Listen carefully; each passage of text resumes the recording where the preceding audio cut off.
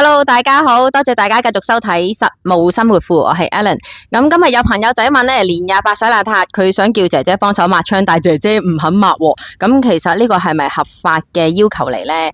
咁姐姐抹窗係合法嘅，咁但係都要有啲條件啦。咁你個窗需要有窗花，而個窗花係有鎖上，手臂可以伸出去嘅範圍係可以嘅，但係身體就唔可以伸出去噶啦。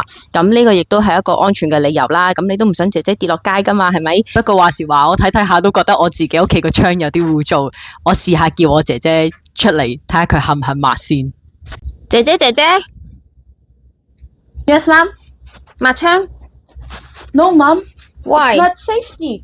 Why not safety? So small. No, this one. Why? It's easy to fall down. It's easy to open. Okay. I'm busy, ma'am. I need to cook my lunch. Oh, okay. Thank you so much. 最後記得 like、subscribe 同埋 share 俾你哋嘅朋友仔啊！多謝支持。